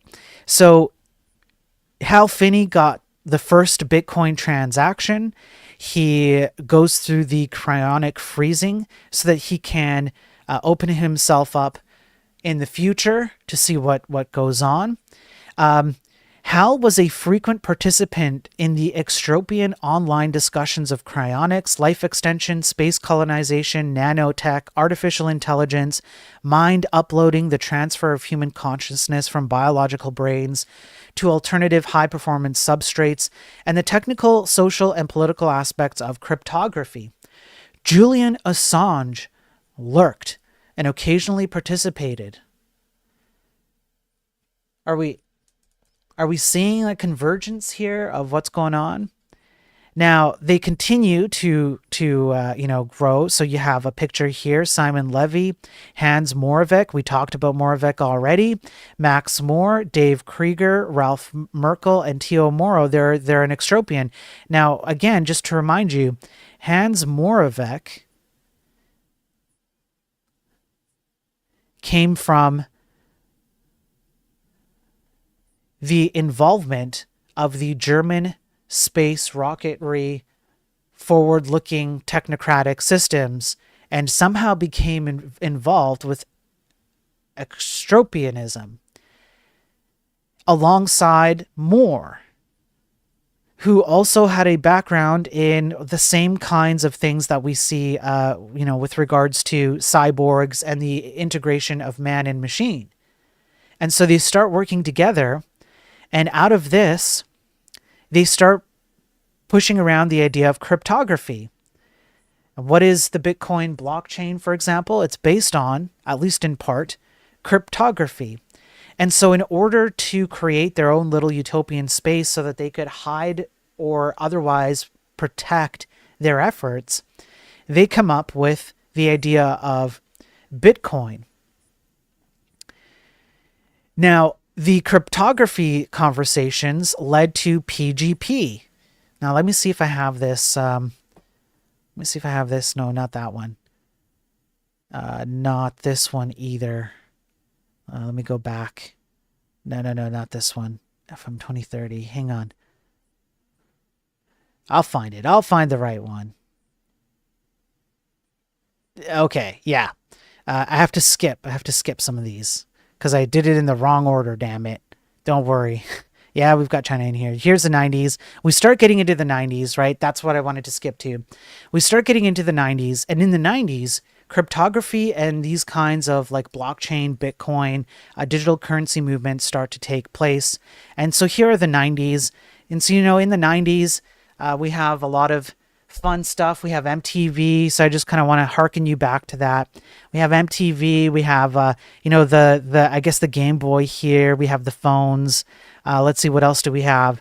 The game room, stuff here. I don't know, cassettes. We have remember this puzzle thingy. I don't remember that. What else do we have? Oh, Flintstones. We have Tamagotchis.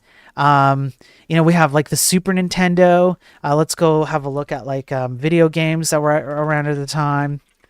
Right, so in the 90s, we've got 64. Yeah, we've got Super Mario World. We've got GoldenEye. We still have arcades. We've got Tomb Raider.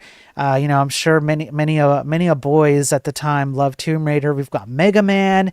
Man, like the 90s were good, man. What else do we have? 90s, science fiction shows, right? Yeah, we've got what is this? Babylon 5. We've got X-Files, more Star Trek, Star Wars, Farscape. I don't know if you guys ever watched Farscape. That was kind of a cool show. We got like RoboCop. We've got Multipass. All right. Man, we had a lot of good stuff in the 90s. And so now we're entering into the 90s where these kinds of ideas that were boiling under the covers in the 80s continue to boil under the covers in the 90s. And so I'm going to have to skip over. Let me just see what this is. No, not this one. We'll get there. Not this one. Crap, where is it? Where's the cypherpunk stuff? No. Come on. Where on earth? Hang on, folks. One sec. I have it. I have cypherpunk stuff. I know I do. It's not this. It's not this. It's not that. Max Moore, not that. No. We got that. Cryptography. FM20. No, we got that.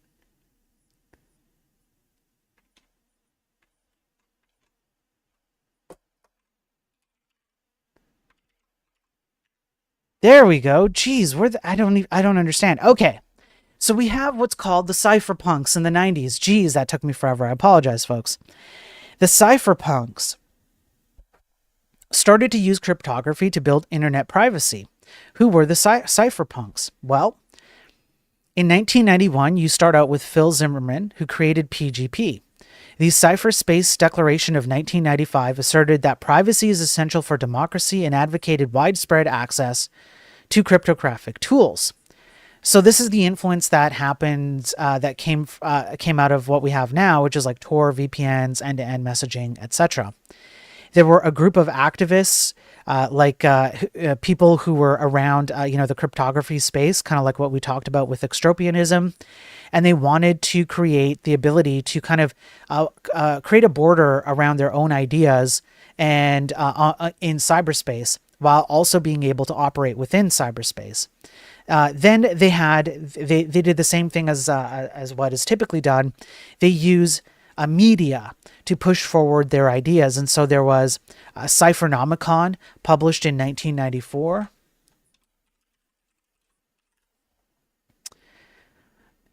And this is from the Satoshi Institute or something like that, right? And they have an entire, there's an entire, I'll just zoom in, like a whole, like, it's almost a manifesto, right? Of how they want to move things, forward in a lot of different ways.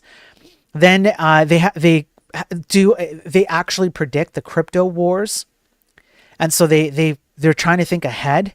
They're trying to think of how the government will use crypto against them, and how the government will co-opt crypto for themselves and their own outcomes. Then they have the foundations that come out of that. These Satoshi Nakamoto creating Bitcoin, whoever that person is, and it becomes mainstream. And so you have this kind of built up. You can see how it gets built up from the 1990s forward.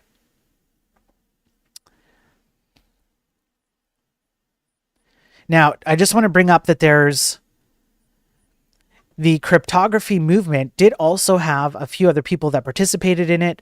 Whitfield Diffie and Martin Hellman. You might recognize them as particular creators of particular cryptographic paradigms. But there's this idea of coming out of the stuff that people were doing with cybernetics, cyborgs, transhumanism. They saw the need for security, and so the cypherpunks kind of came out of that as they orbited the same people who promoted the technocratic, historical ideas, and they were just bringing it into modernity. Now, as we continue, we have the creation of eCash. It was created by David Chaum, I want to say. He's thought of it in 1982, but it didn't come into actual production until about 1995 to 1998.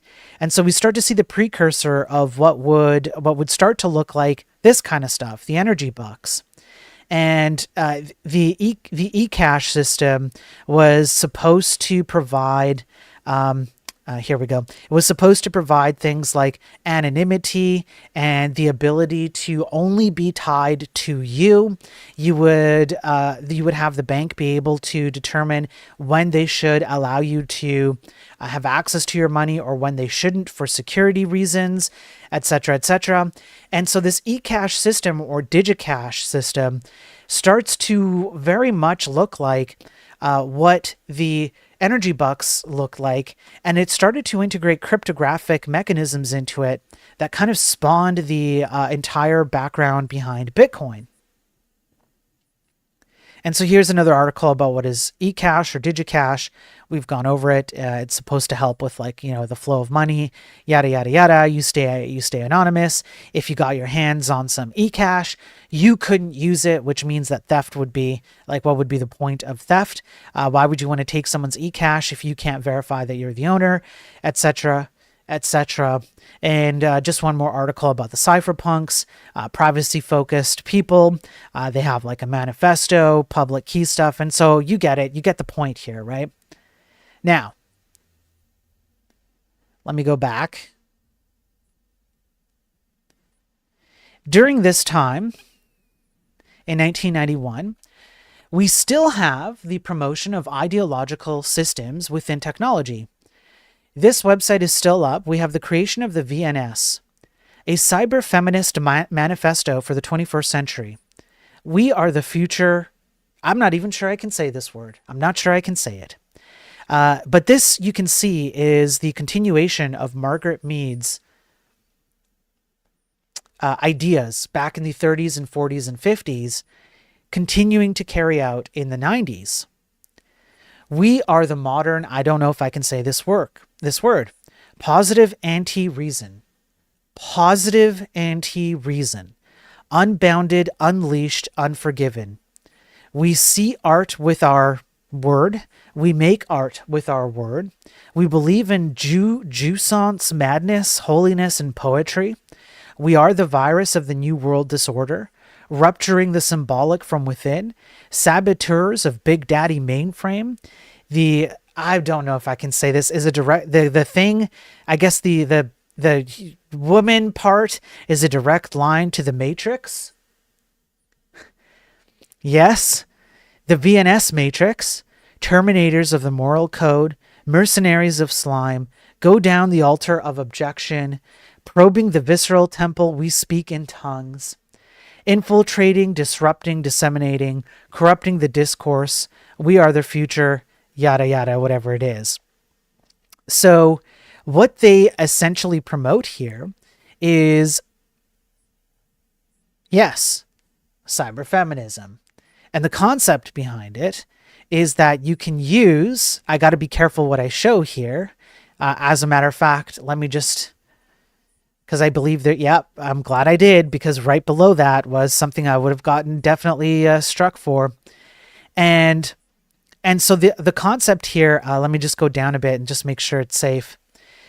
The concept here is exactly the feminist, sorry, no, not feminist. It's exactly the cyborg merging of man and machine, because it promotes feminism, such as insofar as you no longer have to worry about feminism. We all become one. And so the feminist problem becomes everyone's problem. That's kind of the ideal here, right? They have, again, I got to make sure I'm not putting anything up on screen I shouldn't be. So let me just, okay, this should be fine.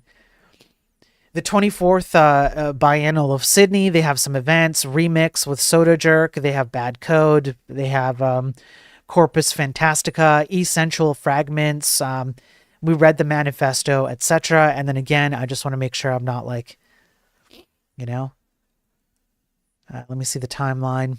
Nothing here really. Let me just show you this. But here's some of the stuff that they have. I think it's okay for me to show this stuff. They talk about this, and they essentially what they're trying to do is, this is another version of the counterculture movement, where they take feminist ideology and they embed it into the technocratic ideology, and they go, hey, it doesn't have to be this way. And you can kind of get a sense of how they like want to taunt men into it. Like, I'm just going to say the word and hope that I don't get struck for it, but the vaginas are an entry point into the Matrix. They're kind of like, it's kind of a very like sexually loaded terminology in order to attract attention, right? Let me go down a bit. In any case, yeah, I can't show that. Yeah, I can't show any of that. In any case, let's move on, shall we? Now, excuse me. It is a very Masonic icon. That's right, Lappily. Now, let's get into someone that you all do know. In the 1990s, we have the creation of a few companies. And let's start with Peter Thiel.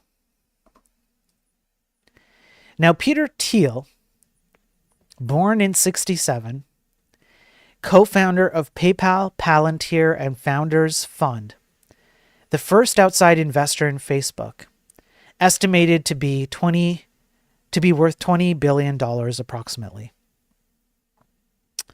He has a law background. He founded Thiel Capital Management in 1996. And he co-founded PayPal with Max Levchin. Okay? Ukrainian-American software engineer. And Luke Nozick, entrepreneur, co-founder of PayPal in 1998. He was the chief executive of PayPal until it sold to eBay in 2002 for $1.5 billion. Now, we won't get into exactly what he did after the 90s because we're focused on the 90s. So we'll just kind of just set that part up. Now, it's very, very interesting, kind of his background. He loved playing D&D. He was a fan of J.R.R. Tolkien, which is where the term Palantir comes from. Valar, Mithril, Lembas, Rivendell, Arda, all originating from Tolkien names. He has a pretty good mathematics background. He read Ayn Rand. We will get into Ayn Rand, okay? And admired the optimism and anti-communism of then-President Ronald Reagan. He was valedictorian in 1985. He studied philosophy at Stanford. Multiculturalism. He co-founded the Stanford Review, a conservative and libertarian newspaper. And then he did his background in law, right? He capitalized on the dot-com boom when he returned to the Bay Area kind of in the 90s. And here we have a deeper dive into PayPal. Now, PayPal is one of these companies that kind of started to integrate a bunch of things that had come out from a lot of the stuff we've talked about. And some of the stuff we've talked about is the centralizing of currency, information, data, and lo and behold, it's in Silicon Valley. Now, I want to just make sure I'm not missing anything down here. I think that's okay. We've got Facebook. Facebook created React, so Facebook is just cancerous to society as a whole. Blah, blah, blah, blah, blah. Okay, so we're going to come back to Peter Thiel a bit in a second. But as a result of PayPal being created, we have the PayPal Mafia. The PayPal Mafia is a group of people who join together. You have Jawed Karim, one of the co-founders of YouTube. You have Jeremy Stoppelman, CEO of Yelp. You have Andrew McCormick. Let's just have a look at this.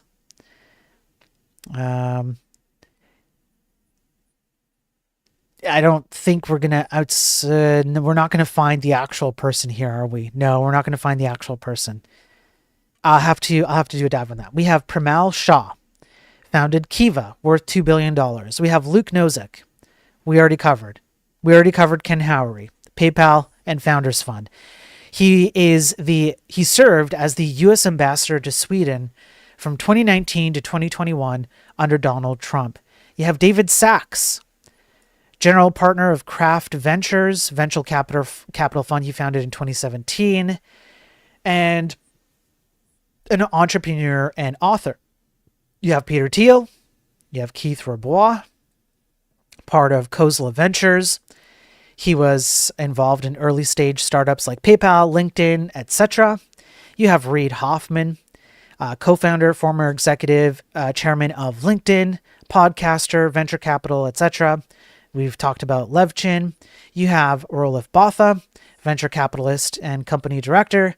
And you have Russell Simmons. He co-founded Yelp and co-founded PayPal, and etc., etc.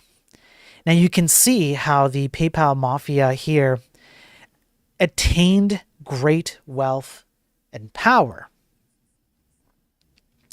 And helping to support companies like Facebook. You have Elon Musk, right? Since 2025, Peter Thiel helps with Doge. You have Elon Musk involved with PayPal, who founded Zip2. We'll get into that in a little bit here. PayPal COO. You have Scott Bannister here. All of these people are all involved. Hoffman currently sits on the board of Microsoft. You've got co-founder of YouTube. So we have a YouTube link here. Now we have two YouTube links, another co-founder of YouTube. All of these people got together during the late 90s while we were playing Tomb Raider and watching Digital Boobies on Nintendo 64. No, wife. Okay, no, wife. It was true, wife. You must understand, wife. That's what was... Yeah, you're too young. Young wife. Yeah, high five me, young wife. So while we were all enjoying the 90s, these people were collectively grouping together and they were amassing great wealth and power. And they were using the technocratic backbone, the stuff that was built from the technocratic backbone that had been built up through the past, 50, 60 years previous. And it's really easy now to make the jump. I'm sure your minds are now making the jump from the late 90s to current day, right? But let's just dig into it a little bit more, because you know how we do around here. I don't just leave things up to your imagination. We actually get into it. So as we continue, just having a little bit of a deeper look at Peter Thiel, for example. We'll start with Peter Thiel, but we'll have a look at that because transhumanism and digital enslavement come back in full force, bros. They certainly do. But let's just take a few steps at a time. So Peter Thiel was involved in some stuff, political stuff. He published articles or newspapers, I believe, and perhaps even a book where he outright described his view on kind of what would be considered the left versus right today. And essentially, he was in disagreement with the idea of diversity. He was in disagreement with the idea of feminism and a lot of the multiculturalism, progressive inclusion, etc. Right. And so he had more of what would be considered today a right-wing conservative look on things. And you can see that play out today because he promotes the idea of Christianity. He claims to be a Christian himself, I believe. And this is just another form of counterculture. That's why I brought up the concept of counterculture, including the utopias in California, where they like section off portions of California to create their, techno utopia, because Peter Thiel is implementing essentially just another form of counterculture here, or he wants to lead to it. And so he uses his ideological background, which it comes from a more right-wing conservative perspective, right?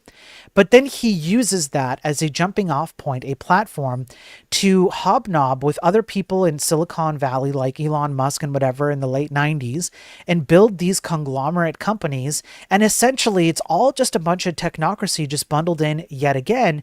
It's just now being used in the opposite direction. Right. And you can start to see this in his life in the late 80s and early 90s because of his published work, where he believes these things and he states them as part of, what he believes, right? So it's coming out of his own mouth. And so as he amasses his wealth and whatnot, clings on to or goes deeper into his kind of religious Christian, Judeo-Christian beliefs, he talks about it more, and that kind of influences his decisions. Hey, Dano, how are you doing? Thanks for the super chat. I appreciate it. $10, man. Thank you. I'm going to have to change I'll have to change the tip goal. I'll read your super chat in just 1 second here. Thank you for that, man. Here, let me read the super chat. He paid for it. He earned it. I know you have a background with JWs. Are you opposed to all religious groups in general? No. I am not opposed to all religious groups in general.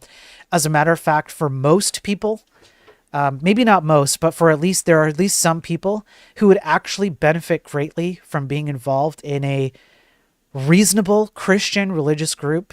There are statistical studies and surveys done across the globe that show that having a belonging in a Christian community has massive benefits that are way better than being like an atheist or agnostic. Some people greatly benefit from it. So if you just want to look at it from a purely utilitarian aspect, there are definitely some people who would benefit from it, and there are definitely reasonable Christian religions in particular, and perhaps a few others I can think of as well, like China has one or two in their history as well, that are reasonable, that they don't go too far into the crazy town stuff. So I'm not opposed. My personal situation is different because of the experiences that I have. Avoid cults. How about that? Right? Avoid cults. So if a religion is a cult, it's not really a religion, although it can have religious overlap. But avoid cults, please. Do that. And then the second part of your question, it would be cool if you did an episode with David Patrick Harry on transhumanism. Dude, David Patrick Harry does not know who I am. I have like 4 people on YouTube right now and 10 on Twitch.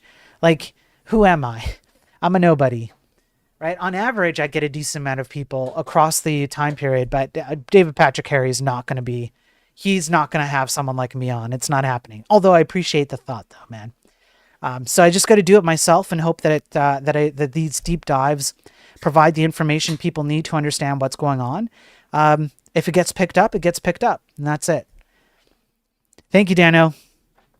Thanks for the $10. I appreciate it, man. Okay, let's keep going for a bit. We're almost at the end of the 90s here. So we talked about, Peter Thiel here. And during this time in the 90s, we have a few other movements that are popping up, which are going to become important later on. We have the Strategic Computing Initiative from the United States government during the early to mid 90s. And the idea here was that they would produce architecture and hardware for the purposes of artificial intelligence. The Department of Defense spent a total of $1 billion on the project. So the US government themselves are now starting to move forward in terms of hardware and artificial intelligence output. In the 90s, this starts to progress even more. Let's keep going. We have DARPA. DARPA now doing deep studies into neural networks. In the late 80s, which led into some of the stuff that they built in the 90s, they did a full-on review here of neural networks and how. Let me just see here. Where was it? Yes, in 1987 in San Diego, they did a meeting on neural networks. They attracted almost 2,000 participants and attendees from all over the world, and they provide a full review of what they discovered after having talked to everyone. What are neural networks, etc., etc., etc., theoretical foundations, so on and so forth. This is a huge thing. I'm going to actually read this in full. I have not read it in full. I'm just bringing this up because I want you to understand how things were brewing, under the covers, like I say, during the 80s and 90s.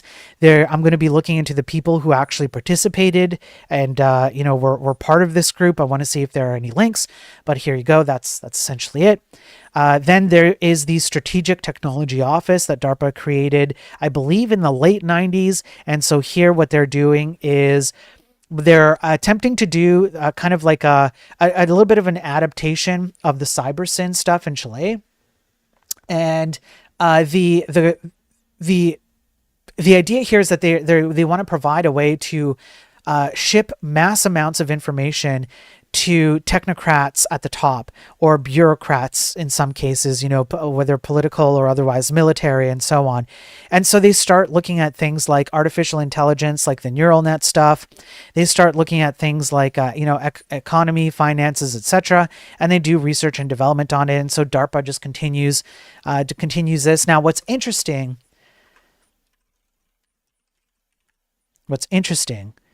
is that Metal Gear Solid 2 came out in 2001. And Metal Gear Solid 2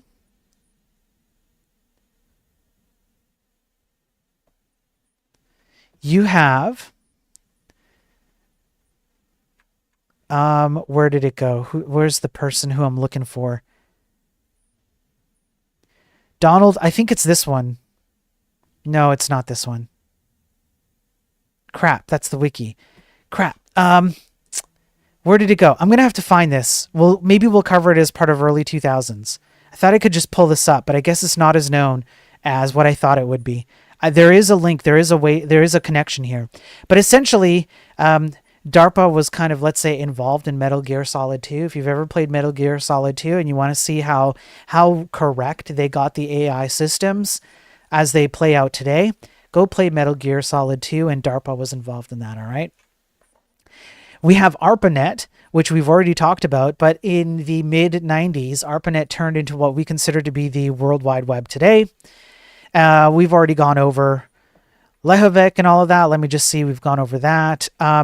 There is one thing, the FM 2030. When was this out? It was published in 1989. Okay, so in line with the VNS cyberfeminist movement, we have this. Are you a transhuman? So around late 80s, early 90s, we have a book by this group called the FM 2030, because they were looking at 2030 as some kind of singularity point. And they published this book. It was published in '89, but it didn't become quite popular, I believe, until the early '90s. And this book goes into how you can determine whether you are a transhuman or whether you are capable of being a transhuman. This is essentially a checkmark book. Do you meet the criteria to being transhuman? And yeah, that's right. Chief multi-hat. I almost forgot to bring that up. Let me see here. Crap. Where'd it go?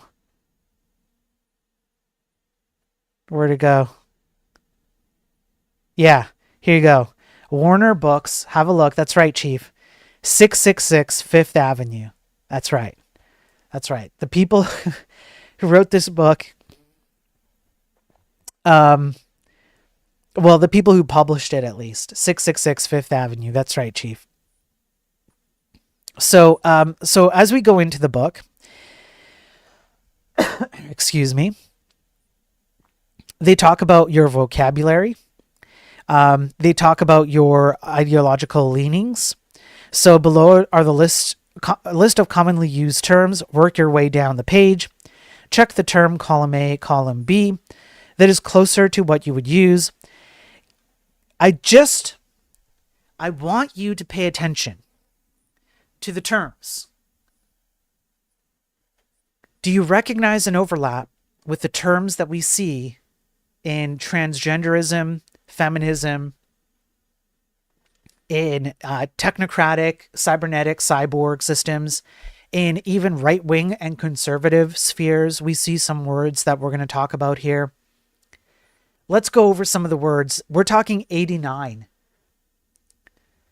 And they're using transhumanism, which is the technical portion of integrating yourself with technology, to determine your social credit score as in regards to how well you would fit with technocracy or with transhumanism.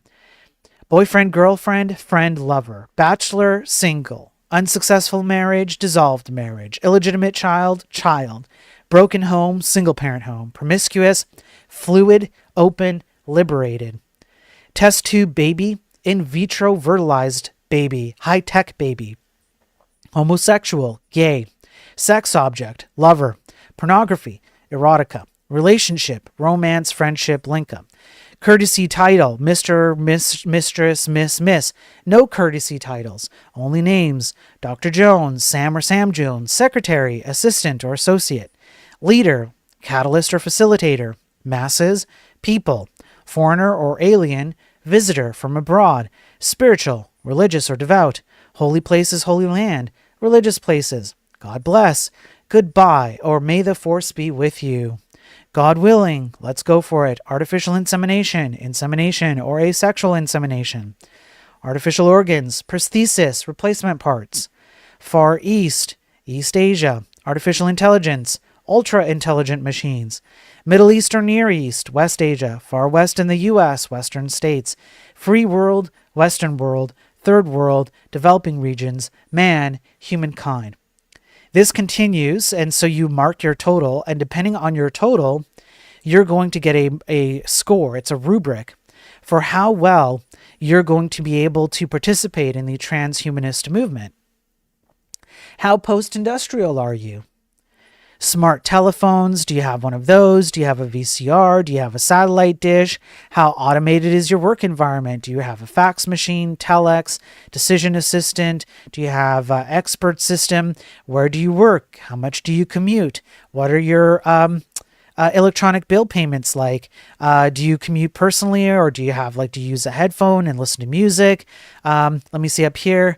Okay, blah, blah, blah. They continue down this line. Let's skip to the next one. How information rich are you? Which newspapers do you listen to? What about your television consumption? Which television news stations do you listen to? How informed are you? Why is it necessary for you to learn English? How time rich are you?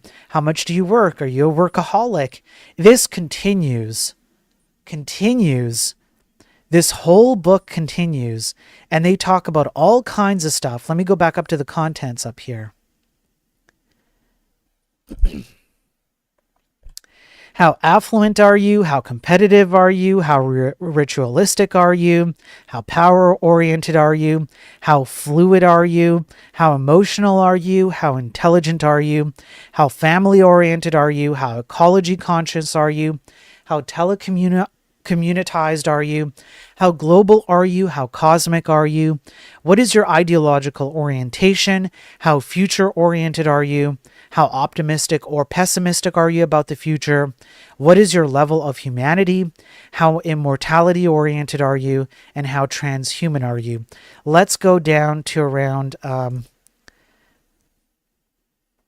section 23 here. Do you approve of corporal punishment? Do you believe people have the right to own firearms? Do you eat meat, including poultry or fish? Do you approve of Amnesty International? Non-violence because we're going to be cyborgs? Are you an ageist? Do you like the human body as it is? Etc. Etc. Now,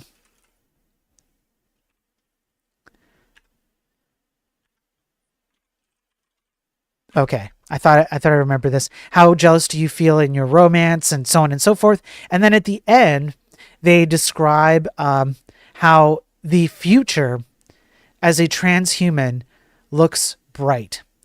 And you have to essentially shed biological fundamentalism because the future is now and you can replace your own body parts with technology. So you have to shed yourself of these, ideological systems that you believe in and just essentially put your mind in a place where you can accept transhumanism. Because if you can't accept transhumanism, or if you don't meet any of these systems, then you're not going to make it, right? You're not going to be able to participate in the transhumanist movement.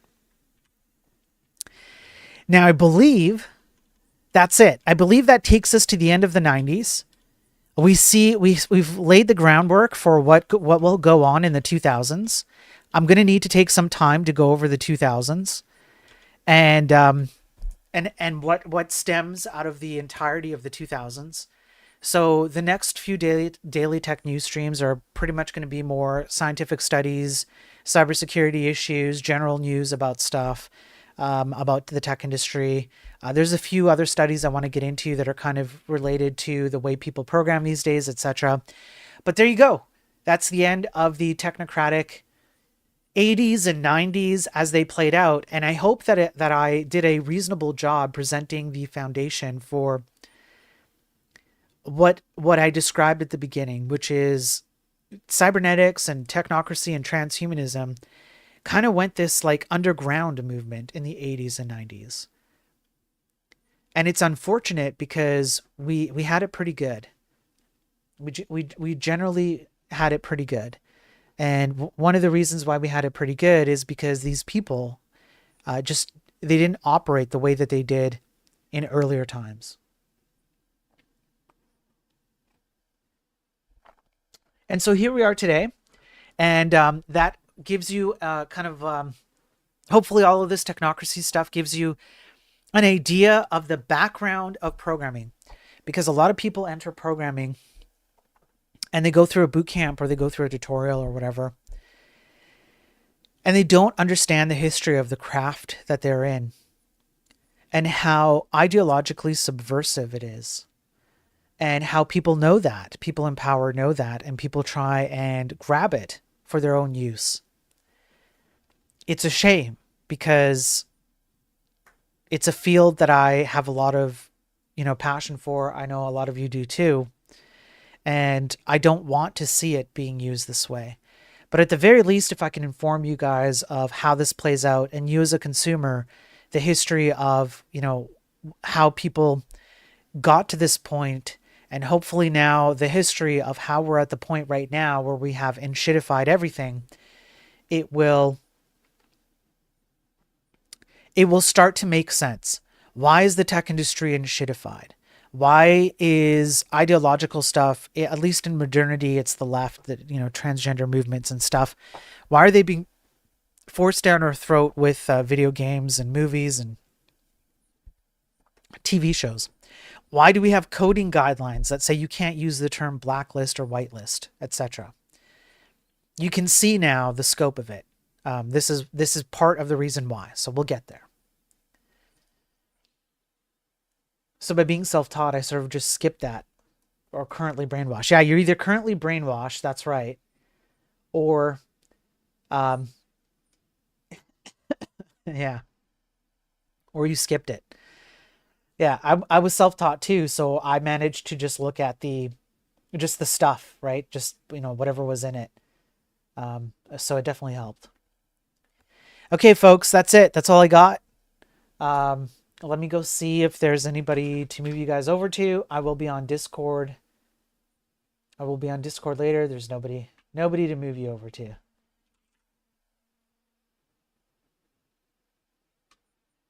You know what? On the YouTube side, I know who I'm going to move you guys over to. Let me set that up on the YouTube side. If you're on YouTube, you're going to get moved over. If you're on anywhere else, I'm just going to end the stream. Any last minute questions or whatever, I'm going to be on Discord. You can type in pound Discord and you can join. Oh, really? Yeah, here we go. Oh, I can't move you guys over there. So you guys, that's it. You're out of luck. Nobody's moving anywhere. Last minute, you can, so if you type in pound Discord, you can join Discord. I'll be on VC, chatting and working for a while. And, yeah, that's it. All right, boys. Have a good one. Will I be back tomorrow? I don't think I'm going to be back tomorrow. I think I need to take a moment and build up some stuff for the next one. So what's tomorrow? Wednesday? So Wednesday I'm not going to do a stream. I'll be on Discord though. I don't have enough time to go over all the material and I'm behind. If I do a stream, I'm going to have to essentially wing it. I'll just be pulling up articles I haven't read and just winging it, and it doesn't make for a good stream because then there's gonna be a lot of dead noise while I read stuff. So I guess tomorrow I'm taking the day off. Thursday I will be back, and we'll do some more stuff on Thursday. Thank you for all the follows. Thank you for the $10 super chat on the YouTube side. That's awesome. I really appreciate it. I will probably do a video game stream on the weekend because I really gotta chill. That's it. Peace out, folks. Stay safe out there, will ya? And I will catch you on Thursday or on Discord over the next 24 to 48 hours, all right? Peace out, everybody.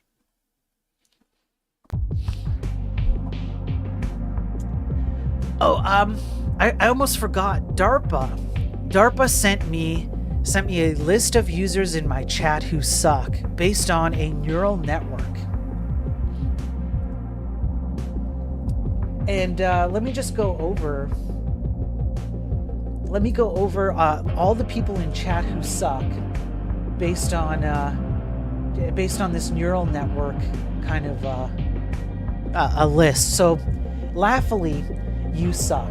Chief Multihat, you suck. D-Daver, you suck. Lightspeed, you suck. Ghost, you suck. Dano doesn't suck because Dano dropped $10. I appreciate that, Dano. Lightspeed, I think I got you already. I did, so no, not saying it twice. Let's see here. Who else do we have? Iced Amy, you suck. Let's see. Allergen TMX, you suck. Specious TMX, you suck. Oh my god, you suck. Birds, you suck. Purecoin, you suck. Vampire, you suck. Abe, you suck. 3D Code Warrior, you suck. Streamlabs, you suck. BYK, you suck. Who else sucks here? Not you, it's me. You suck. Restream, you suck. Crap. Com.B, you suck. Freaking hell. No, I got Streamlabs. You know what? Streamlabs sucks twice. Nix, you suck. Let me go back. AH, you suck. Pure doesn't suck. Laughing Panda, you suck. Evil Eye, you suck. And that's it. Everyone sucks. All of you suck. Hop on Discord in a few minutes, and I will tell you all how much you suck. Peace.